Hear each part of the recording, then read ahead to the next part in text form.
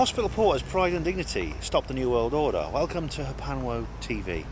Well, today I'm in Milton Keynes. This is it. This is Milton Keynes.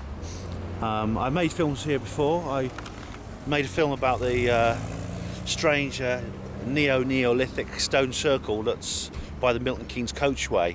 That is just by the big coach station where I change coaches on my way to Nottingham to see a stain. There's a big artificial hill. On top of it is a stone circle built in the Neolithic style. It's actually the first thing you see if you approach Milton Keynes up the M1 from London. That stone circle is the first thing you see when you approach this town. I'm planning actually a series of films about Milton Keynes because I think there's an awful lot needs to be told about this town.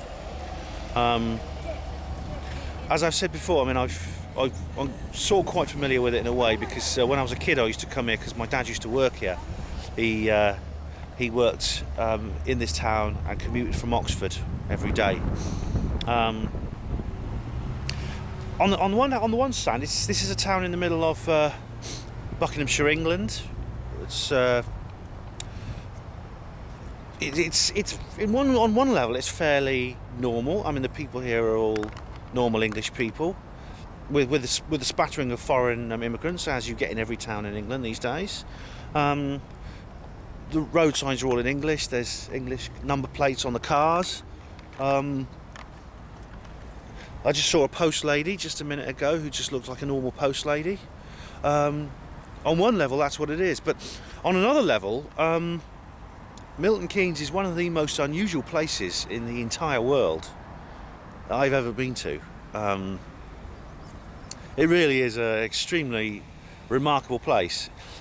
I'm not quite sure what to make of it in terms of its sinisterness or its creepiness. Its atmosphere hasn't really picked up yet. I haven't really picked up a sort of feeling of atmosphere so far from the place. But I will be making more films about this because, like I said, I've been given some information. In the meantime, there's another man who's a friend of mine, fellow researcher, Ellis Taylor.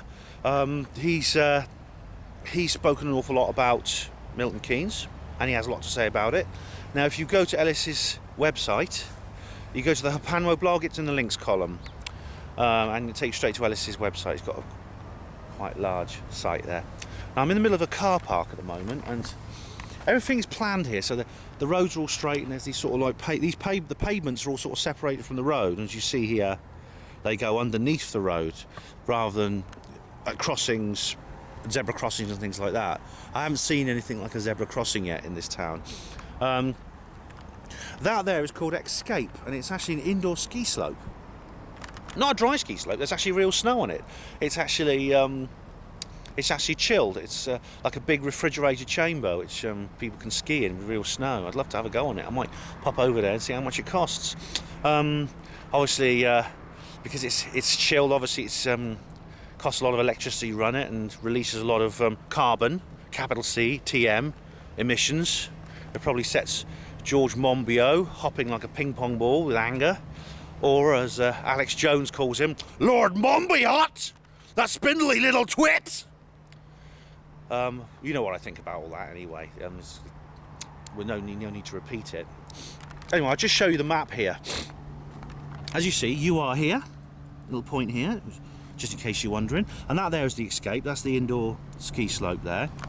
Now, first thing that strikes me when you look at a map like this in this particular town is the straightness of the roads. You can see they're all square to each other. Like in American cities, you have like blocks. It all has a feeling of design, and of course it is designed for the most part. You know, it's apart from sort of like older places like the Ditchley Park Centre, where they not Ditchley Park, the Enigma place, but Bletchley Park, where they did the Enigma code breaking during World War II, which is older. The rest of it's modern. And you can see there's a lot of the first thing that strikes you is that. After that, you can look to see, if you look to see, there's a compass here which tells you the cardinal points. And as you see here, north, there's north's that way, south's that way, east and west. So in other words, north is kind of in that direction, and east is over there. As you can see here, these roads do not run straight north-south according to the cardinal points. There are a certain number of degrees off the cardinal points. Now, this is something very, very interesting, because my informant has told me that these roads here, the ones which are labelled H, they either label H for horizontal, V for vertical. The H roads line up with the sun when it rises on the summer solstice. And what's even more interesting is that if you just look at the names of these roads: Avebury Boulevard, Midsummer Boulevard, Silbury Boulevard. And in case you're wondering, of course, Avebury, of course, is the ancient Neolithic stone circle in Wiltshire, very famously. Midsummer, of course, refers to the summer solstice. And Silbury, well, there's a hill, there's a man-made mound near Avebury called Silbury Hill. So we have here references to the pre-Illuminati Neolithic cultures that existed in Britain, the sun rising on the summer solstice.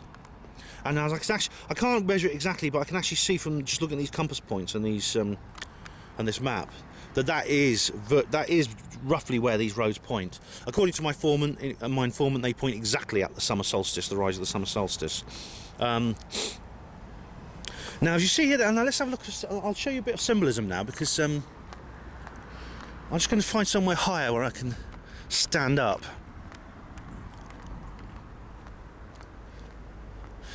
Okay, so I can get a better view, because there's something I want to show you now. And it's one of the older buildings around here. I mean, I say old. Nothing in this city is more than about 60 years old. But I remember as a kid seeing that there. Do you see it? It's a pyramid. It's a pyramidal building made of red, with red iron or steel girders, and there's sort of structures inside them. I'm still not sure what that is, but someone told me it was a library. I'm going to go over and have a look at that, and I'll film it if I can. In the meantime, there'll be more to come later. For the time being, I'm just going to have a look around, okay? But this is, like I said, this is the first in a series of films I'm planning to make about Milton Keynes. My informant at the moment, I'm not sure whether he wants to be named.